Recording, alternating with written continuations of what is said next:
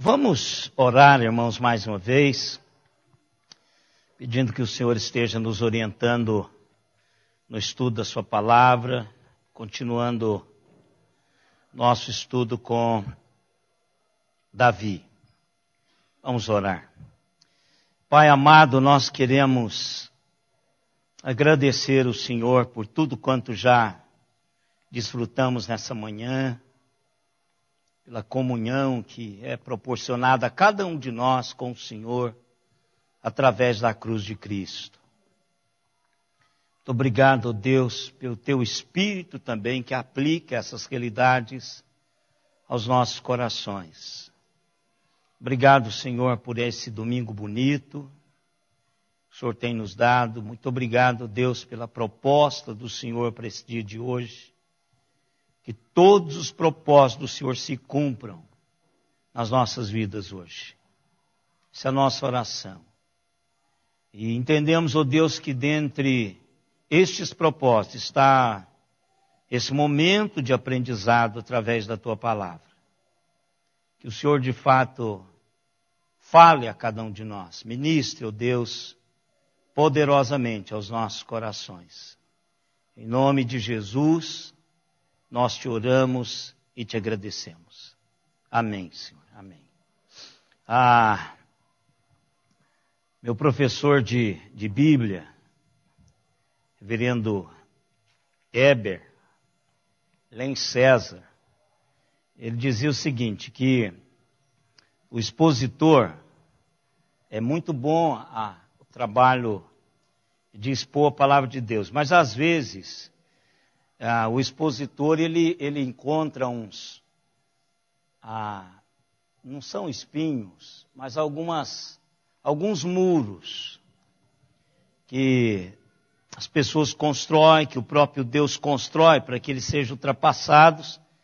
E quando o expositor bíblico está na campina, é fácil de lidar, então não tem problema nenhum. E ele sempre dizia o seguinte, se você for ser um expositor bíblico, você não pode escolher o texto para pregar.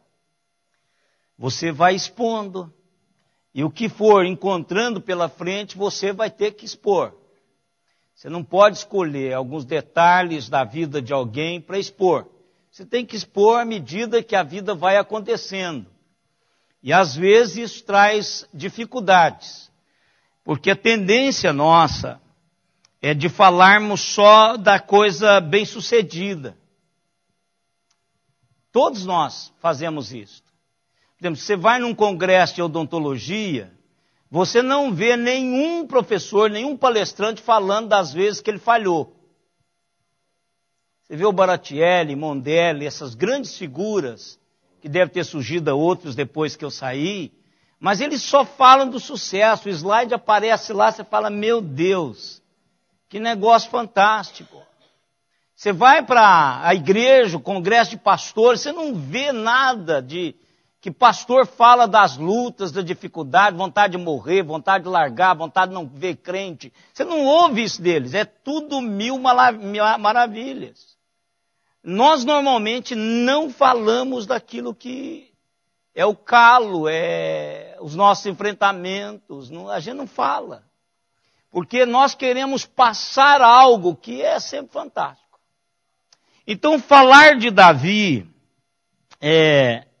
sobre as vitórias de Davi, é coisa fantástica. Eu nunca vi um camarada que pudesse fluir na vida como Davi. Davi teve vitórias tremendas.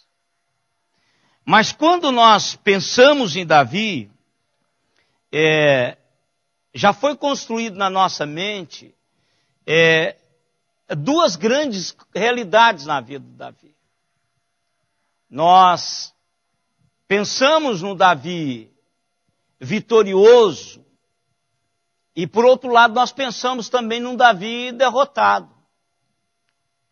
Se, assim, de estalo de dedo, você descer lá na escola dominical e perguntar qualquer aluno da escola dominical, quais são os dois principais eventos na vida de Davi que você se lembra agora? Eles vão falar de Golias e vão falar de Batseba. Então são dois momentos marcantes, monumentais na vida de Davi. O primeiro revela a sua humildade. Quando ele depende de Deus, está em sintonia com Deus e faz exatamente aquilo que Deus quer que seja feito. Ele jovem, embora muito jovem, ele consegue, naquele momento, sintonizar a sua vida com Deus, focar naquilo que Deus quer que seja feito, e ele deixa-se levar pela realidade de Deus e tem um momento fantástico de vitória na sua vida. Ele vence Golias de uma maneira espetacular. Então, no primeiro momento, um homem de fé que exercita no seu coração uma realidade espiritual. No segundo, ele revela o fato da sua humanidade, independente, fazendo exatamente aquilo que Deus não queria que ele fizesse. E insensível, embora já com 50 anos de idade. Lá atrás, jovem, sensível ao coração de Deus, a Deus, dependente de Deus inteiramente. Aqui aos 50 anos, já maduro, construindo uma realidade vitoriosa na sua vida, ele revela a sua humanidade com um coração insensível, independente, fazer exatamente aquilo que Deus não queria que fosse feito.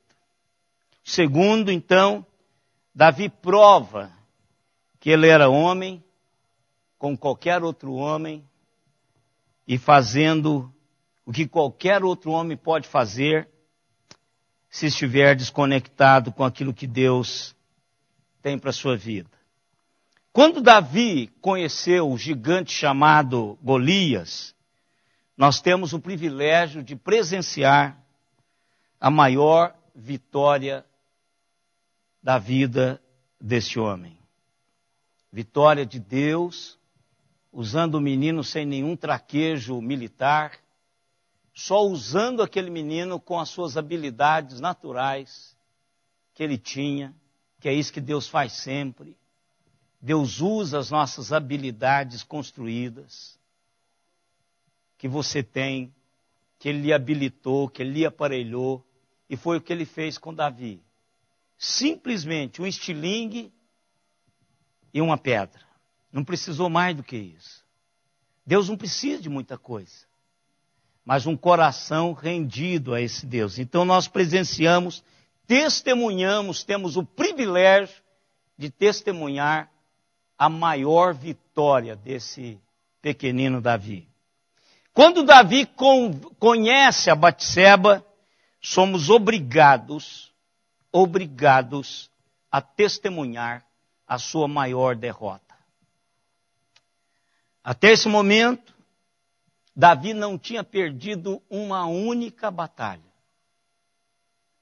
Todas as batalhas que Davi enfrentara no campo de combate, Davi ganhou todas elas. Ele saía do campo de luta, de cabeça erguida, e ovacionado por todos que encontravam com ele no caminho, como vitorioso, um vencedor. Mas quando Davi entrou na arena do combate, dentro do seu próprio coração, ele foi derrotado por um gigante muito mais poderoso do que Golias. E que jamais Golias poderia ser, ou tido a esperança de ter sido tão poderoso quanto o gigante que derrotou a Davi. Eu quero falar hoje desse momento doloroso na vida de Davi, com temor e tremor. Eu quero que testemunhemos a derrota de um servo de Deus, que na sua caminhada cristã, tem certeza que o representou muito mais do que eu e você, e muitos mais do que nós, alguns de nós juntos. Um homem que representou Deus de uma maneira fantástica em muitas etapas da sua vida. Este homem, um homem de Deus. Eu quero que o vejamos cair aos pés de um poderoso e brutal gigante.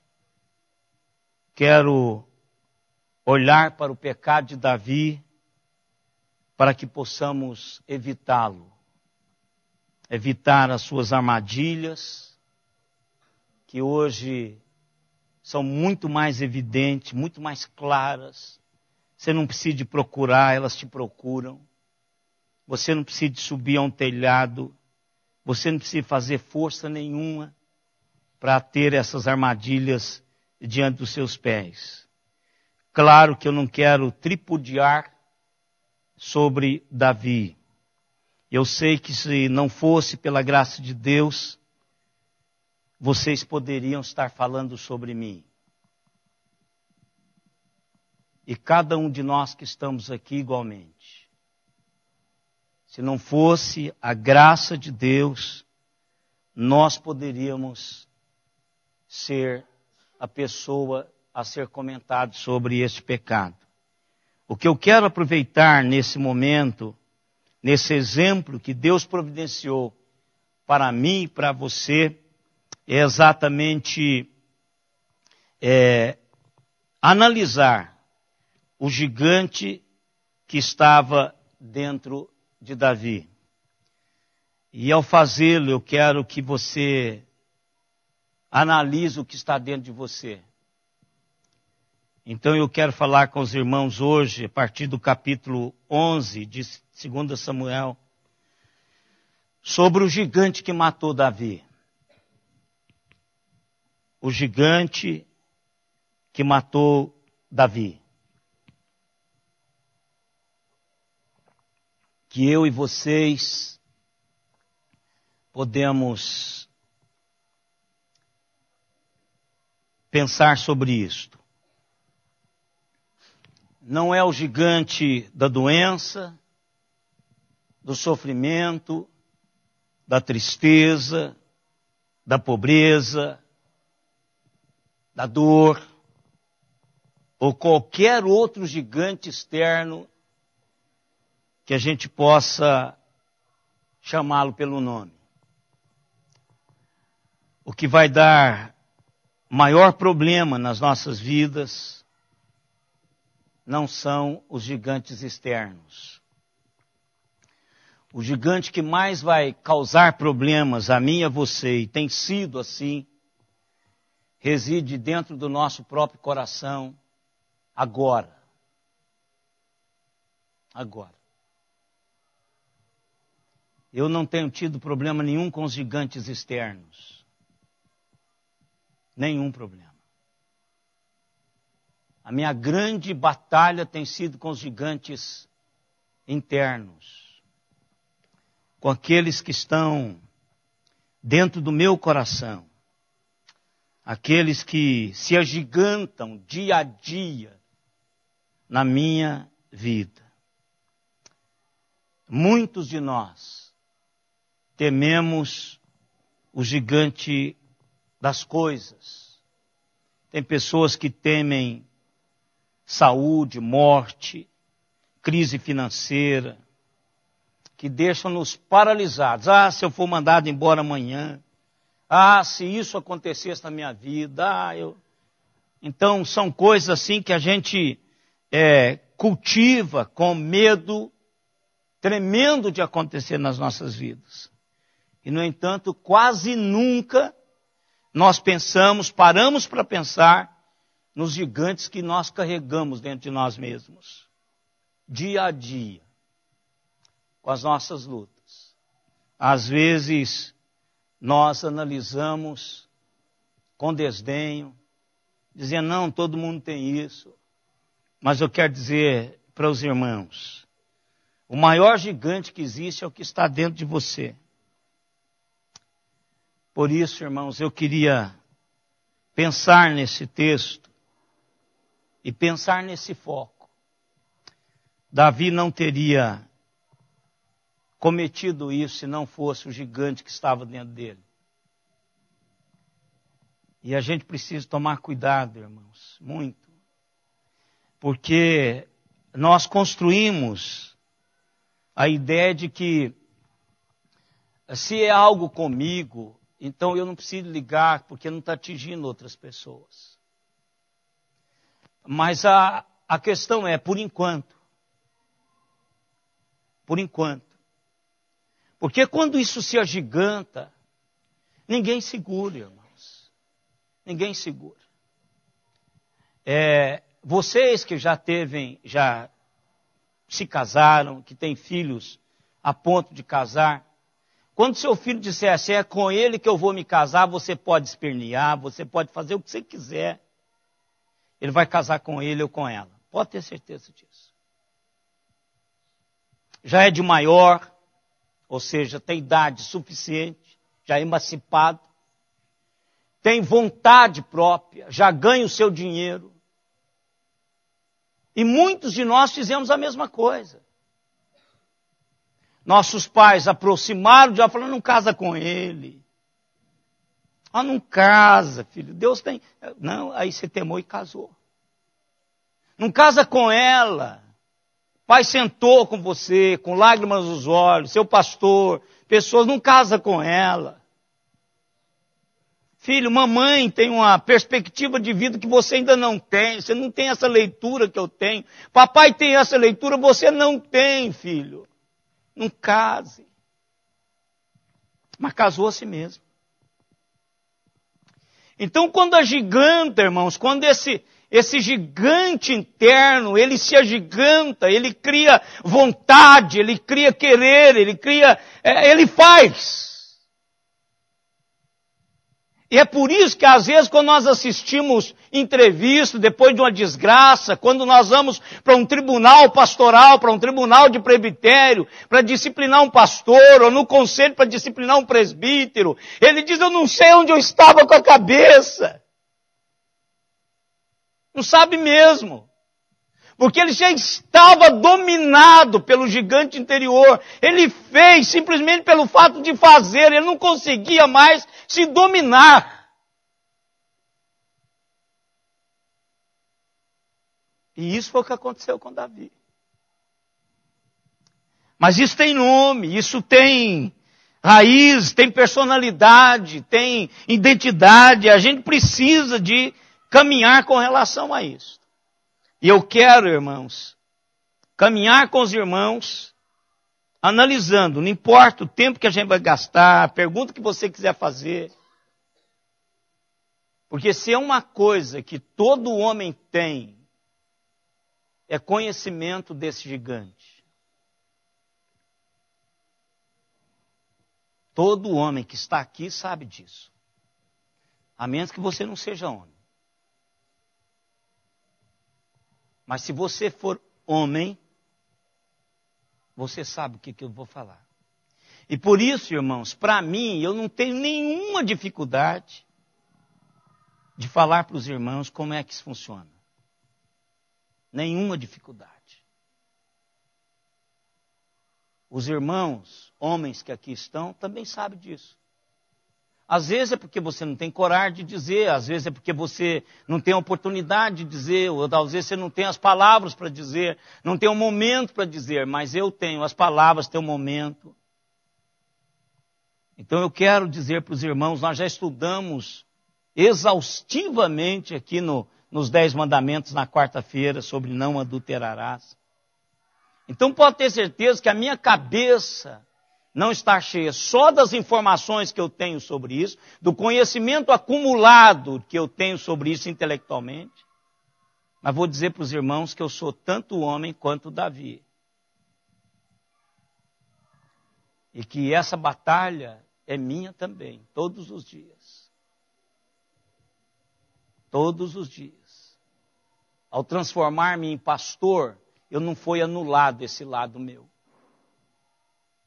Quando eu recebi a unção, a ordenação pastoral, no dia está livre da luxúria. Não vem acompanhado com a ordenação, muito pelo contrário. Isso é dado a nós, carga de peso do inferno sobre isso. Se você traz, eu trago o dobro do que você traz. O dobro. E mais alguns que eu alimento. Da minha própria mente alimento. Então é o gigante que eu preciso deixá-lo pigmeu. Porque o dia que ele se transformar num gigante, eu estou fora. Porque eu não vou segurá-lo. Então vamos lá. Personalidade do gigante de Davi. Verso 1 do capítulo 11. Decorrido humano está ligado ao texto anterior com relação a Davi. Quando ele teve uma vitória estupenda sobre os amonitas e os sírios. Ou seja, era um momento de refrigério para Davi. Quer dizer, ele chegou, ele está ali contando as bênçãos, ele está ali contando as vitórias, ele está ali se alegrando, como na própria palavra dele, se jubilando com Deus. Pela grande vitória, vitória sobre exércitos históricos que venciam a Israel historicamente.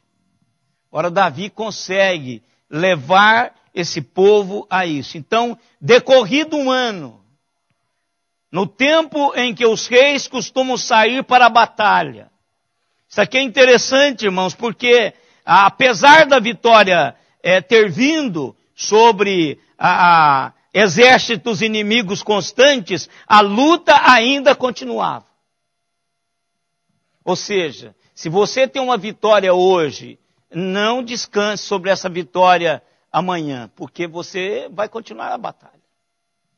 O texto está dizendo que é decorrido um ano daquela vitória, mas a batalha ainda continuava. No tempo em que os reis saíam para a batalha, ou seja, tem que ir para a batalha, não tinha que ficar lá. Enviou Davi a Joabe e seus servos com ele, e a todo Israel, que destruíram os filhos de Amon, e sitiaram Rabá. Porém, Davi ficou em Jerusalém. Considerando o gigante de Davi, se nós quisermos, de fato, conhecer a natureza do gigante que vivia dentro do coração de Davi, a gente precisa de recorrer a alguns outros textos. 2 Samuel, capítulo 5, verso 12 e 13. Alguém poderia ler, por favor? 2 Samuel, capítulo 5, verso 12 e 13. É só para dar uma base histórica disso que nós acabamos de ver no primeiro versículo do capítulo 11. Pode ler.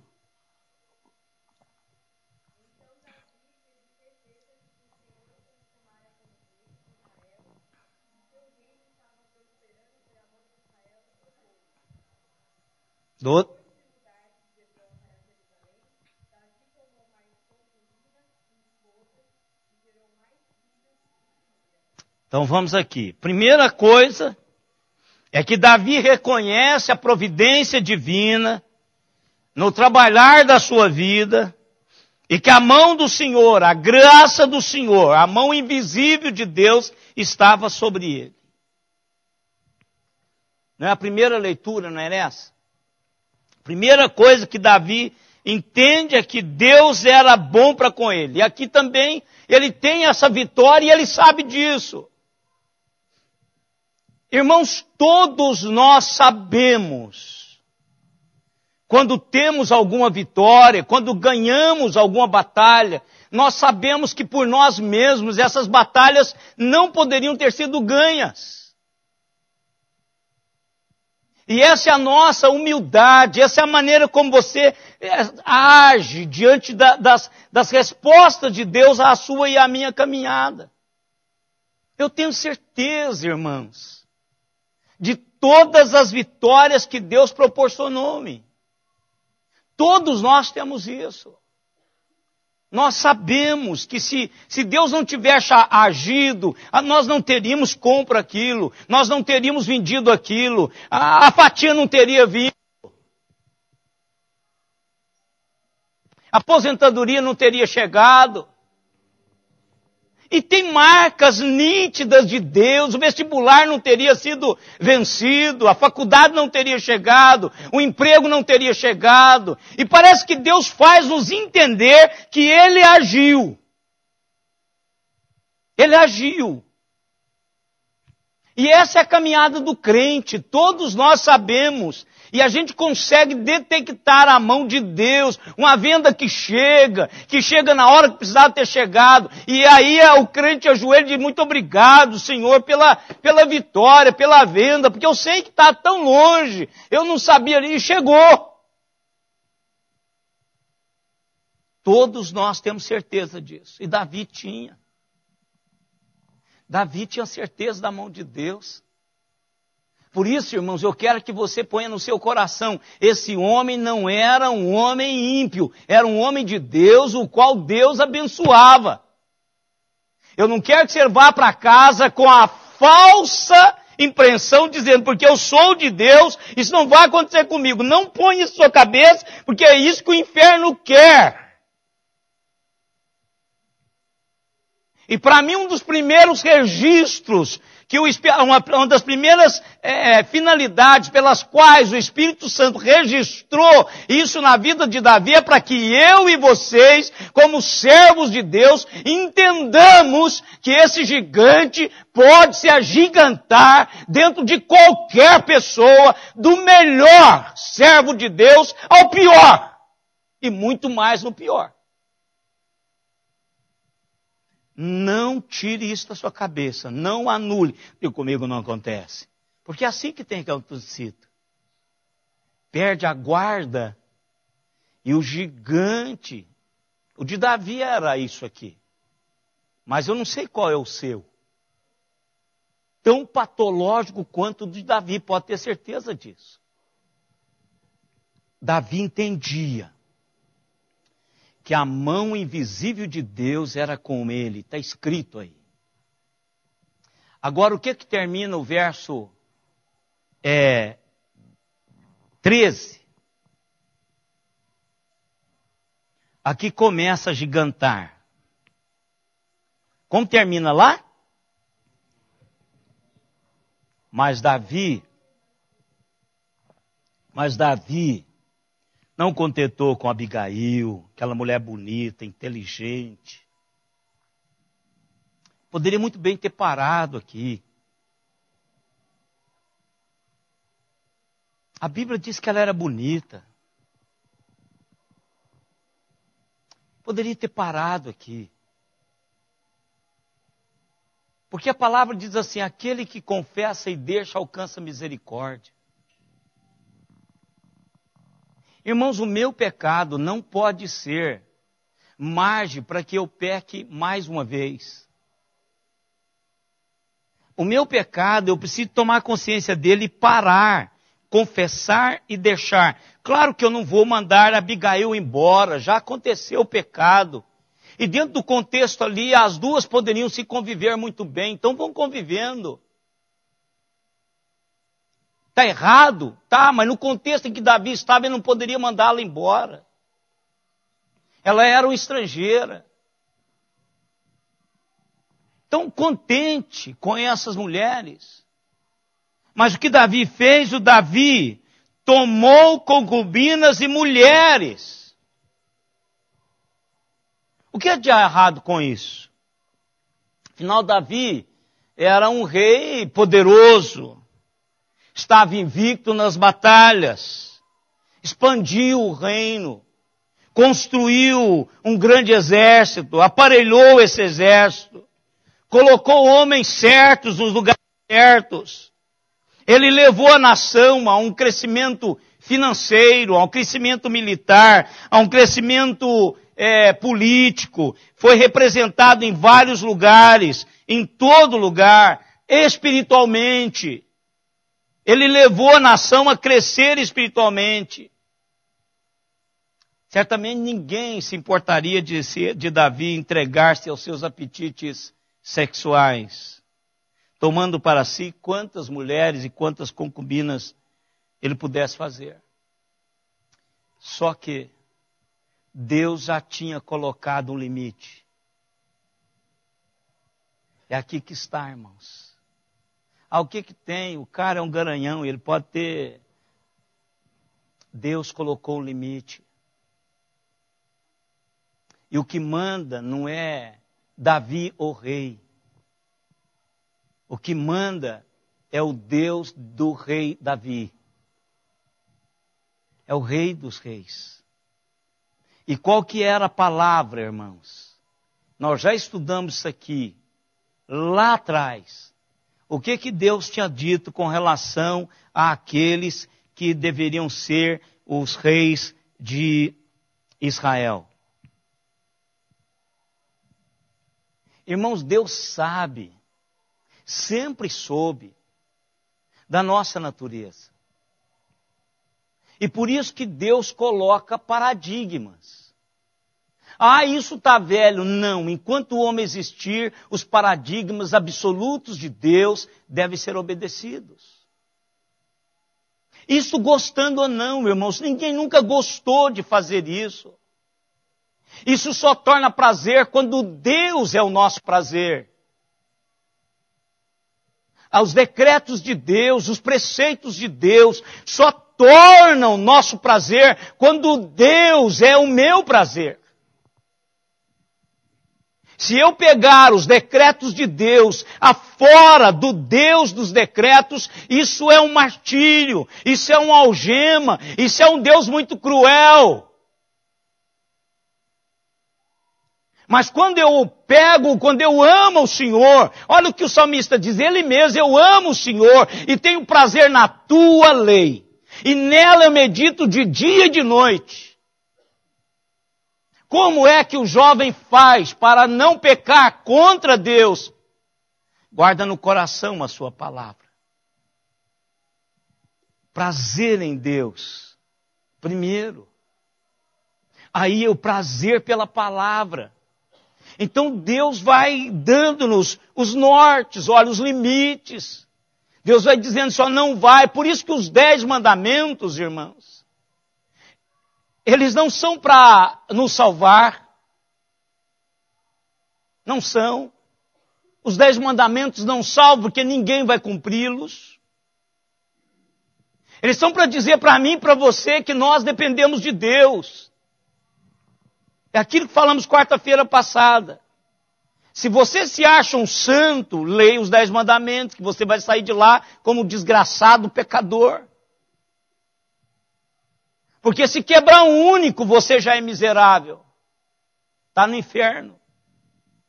Então a palavra de Deus, ela vai dando-nos o norte. E por que nós estamos caminhando como seres humanos para onde estamos? Para a autodestruição. É porque nós estamos perdendo a palavra de Deus como foco, como paradigma absoluto. Nós estamos relativando a palavra de Deus. Ou seja, para você, pastor, tem que ser assim, mas para mim não é tanto assim. Você está relativando. Palavra de Deus não é para pastor, a palavra de Deus é para todo mundo, incluindo os pastores. Palavra de Deus é para todo mundo, irmãos. Aqueles que são dele e aqueles que não são dele.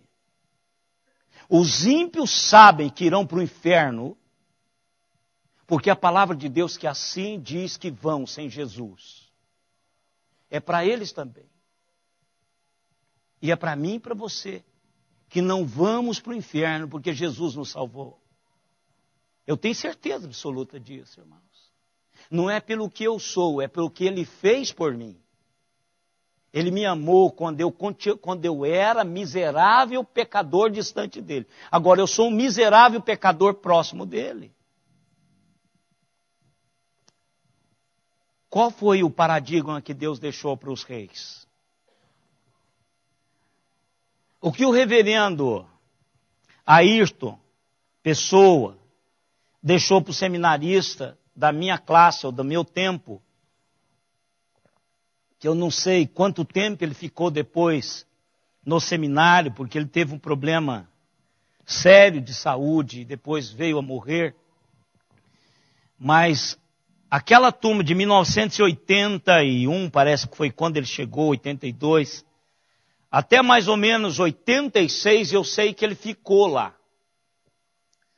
Ele ficou no seminário, porque eu tive contato com ele dentro desse período. Ele deixou para nós o seguinte: pastores, vocês precisam tomar cuidado com as 3 barras. Quais são?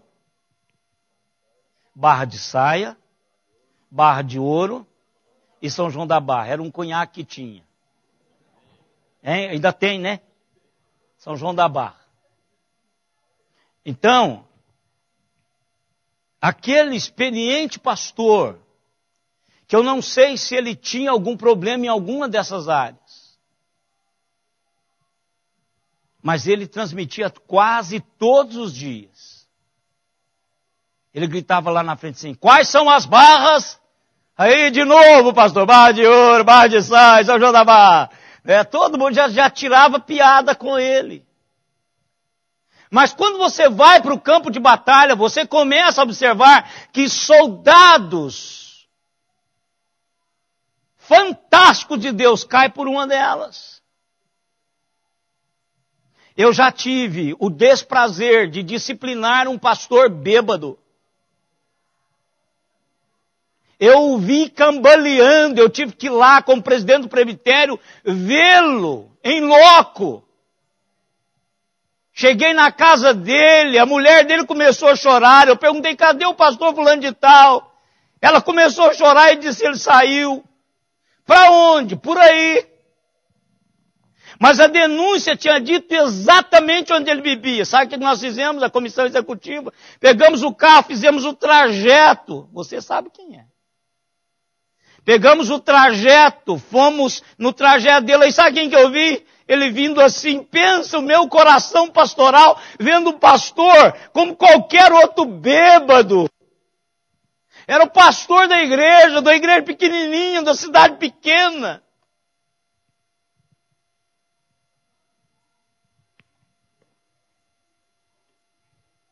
E eu precisava de ser o presidente do tribunal que deveria depor e condená-lo.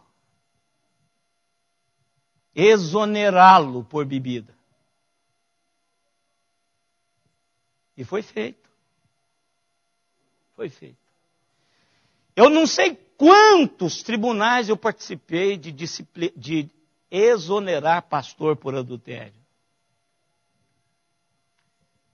Pense na coisa mais terrível.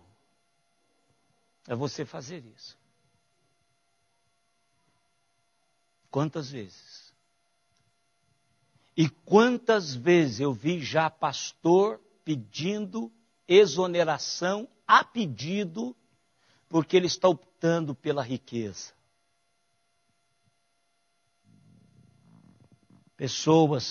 Pastores que optaram pela riqueza, e não poucos disciplinados porque fizeram a má administração à semelhança dos nossos deputados, etc, etc. Isso é uma doença, isso é uma patologia que não tem lugar, viu, irmãos? A gente fala da dengue, mas essa corrupção ela está impregnada em mim e você. Tem uma adagem popular que diz assim: o que faz o ladrão é a ocasião. Então não se preocupe, eu já vi tesoureiro de igreja não pagar o INSS do pastor, quando ele for aposentar, ele não tinha nem o INSS pago, porque ele embolsou todo o dinheiro. Não pense vocês, claro, graças a Deus que é exceção. No nosso meio, tudo isso é exceção. Tem centenas de pastores que nunca adulteraram. Tem centenas de presbíteros que nunca tiveram problema. Temos milhares de pessoas que continuam servos do Senhor. Exceção. Mas eu quero dizer para os irmãos que nós não estamos isentos, imunes. Põe no seu coração. Então, aquele princípio me acompanha há 35 anos. 35 anos. Dinheiro é uma atração fantástica, irmãos. É só você começar a ter coisa boa, para você ver o que o dinheiro consegue fazer com você. Mulheres, homens também, viu, irmãos? Aqui ele precisava de pôr também barra de calça para as mulheres. É a mesma coisa hoje, irmãos. Não pensem vocês que não está... Vocês sabem disso, as mulheres sabem disso também. Os homens estão quase sendo agarrados por aí. Qualquer um que sair e dissesse hoje eu vou ter uma relação sexual fora do casamento. Você pode escolher com quem, com que idade, aonde. É só você querer. E a mulher também pode dizer, hoje eu vou pagar com a mesma moeda. Vou achar um camarada. E acha. Baixo, alto, moreno, o que você quiser. Acha. E às vezes não precisa pagar nada. Então, irmãos, isso aqui é para todos nós. É um aviso. E Deus avisou Davi. Deus avisou Davi. Vamos ler lá? Deuteronômio 17, verso 14, 15, 16 e 17.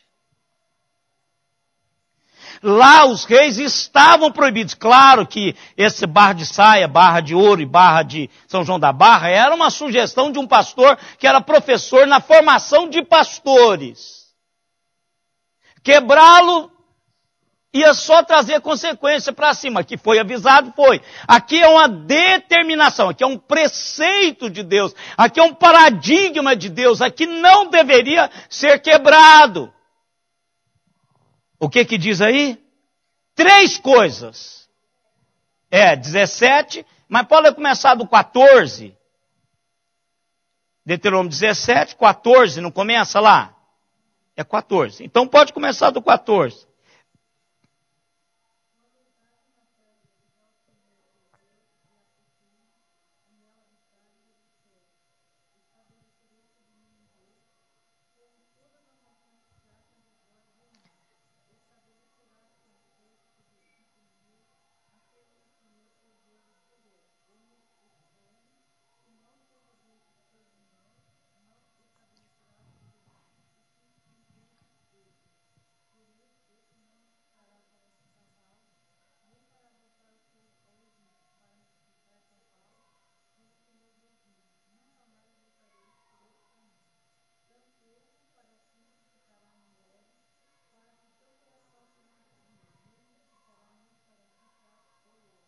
Então pronto. Quais eram os 3 irmãos? Não multiplique cavalo, porque cavalo, o Egito era o grande produtor de cavalo. Então, para comprar-se um bom cavalo, descia-se ao Egito. Descendo-se ao Egito, experimentaria dos pratos do Egito. Cebolado, carne à panela, e etc, etc. Não é? Então, Deus disse isso. Segundo lugar, mulheres. Qual a finalidade? Muitas. Irmãos, põe na cabeça. Uma mulher já não é fácil. Mas Deus vai abençoá-la e diz que a mulher sábia edifica a sua casa. 2 mulheres é problema. São problemas. Você vai acarretar problemas sobre a sua cabeça.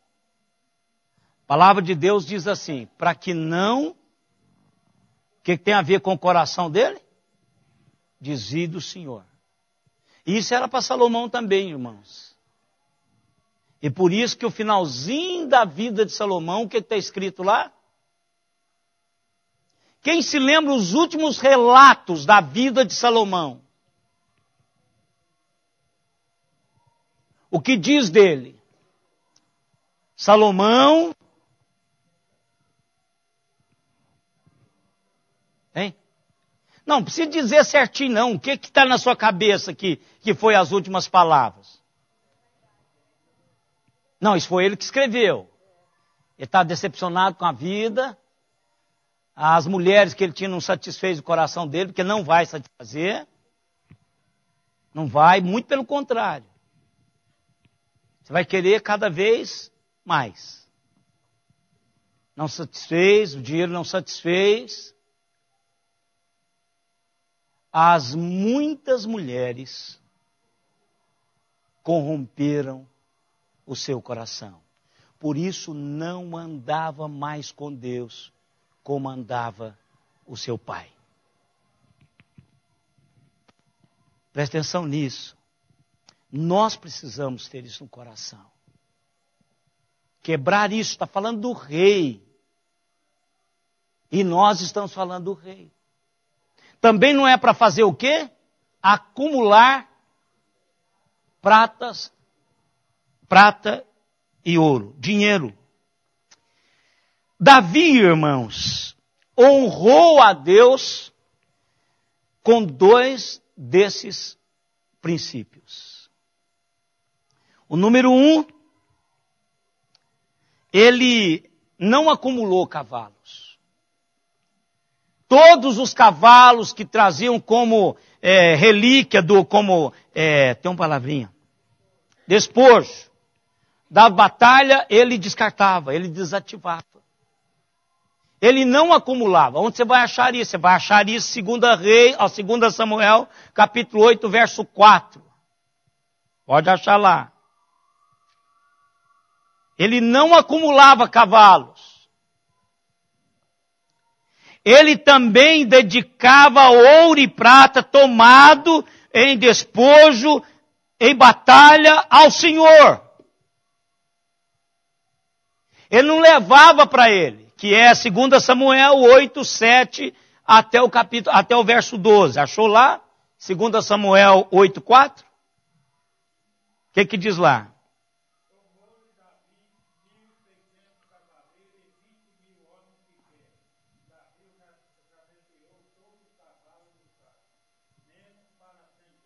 Então, pronto. O que ele fez? Escolheu alguns simplesmente para usar em batalha, mas não era para ele. Descartou o resto. Então, o que... Hein? Isso. Então, o que acontece? Davi não acumulou. Também prata e ouro. Aí você pode ler em casa esse texto. 2 Samuel 8, de 7 a 12. Mas ele violou o que Deus tinha a dizer sobre acumular mulheres. Esposa. Davi teve um gigante, e nós vamos pôr o nome nesse gigante, você já sabe qual que é o nome desse gigante, o nome moderno para esse gigante. Qual que é o nome? É moderno, mas é antigo. A Bíblia diz sobre ele. A palavra que é mais hoje trabalhada, mas ela está na Bíblia. Luxúria. Esse é o nome chique do gigante de Davi. Irmãos, esse gigante normalmente tem uns nomes bonitos para tapear. Luxúria. Luxúria. Davi cultivou isso. Parece que Davi tinha um apetite sexual que não satisfazia e ele quis satisfazer os seus impulsos acumulando mulheres. Mas ele descobriu que quanto mais parceiros sexuais ele tinha, mais ele queria novidade. Ele buscou, ele acumulou. Então Davi teve esse problema com esse gigante chamado luxúria. Talvez você não tenha problema com esse gigante chamado luxúria. Talvez o seu gigante seja outro.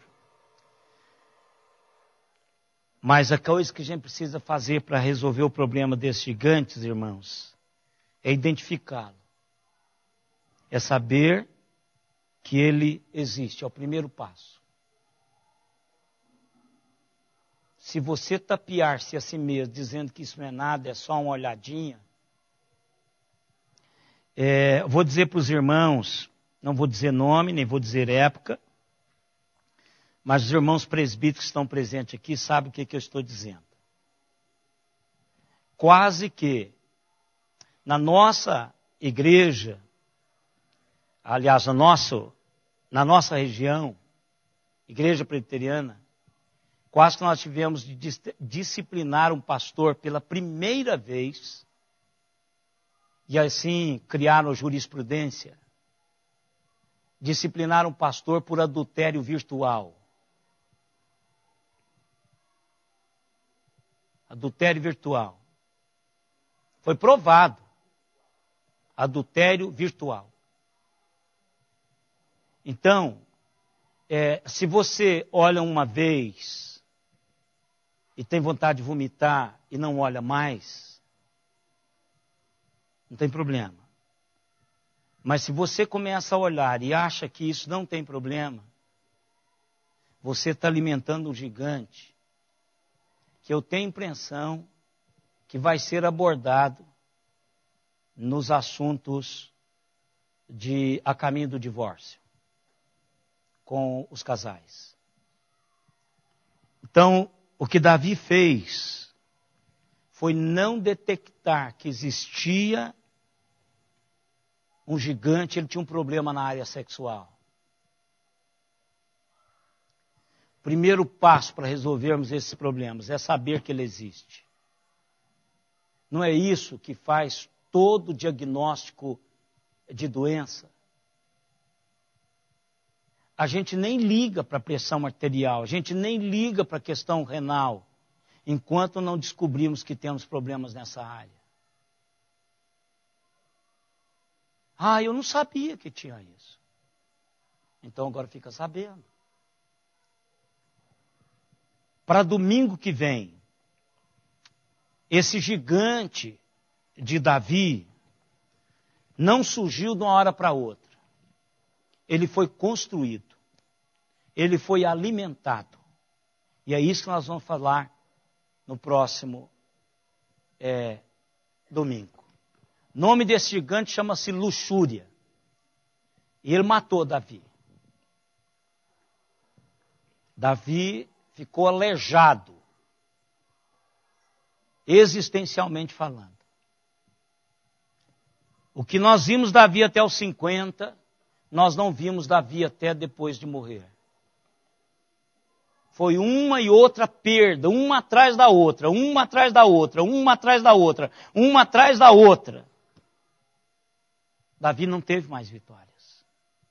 Davi morreu pelo gigante da luxúria. E que Deus tenha misericórdia de todos nós e nos ajude. Vamos colocar em pé?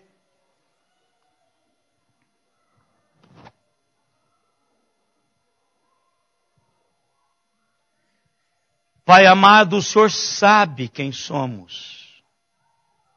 Homens e mulheres, servos do Senhor.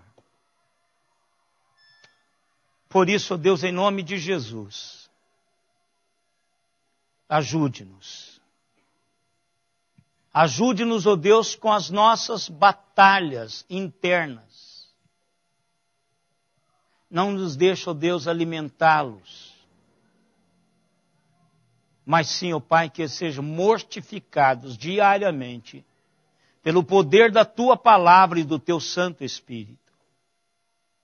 E para que continuemos na Tua presença, para a honra e glória do Senhor e para o nosso próprio bem.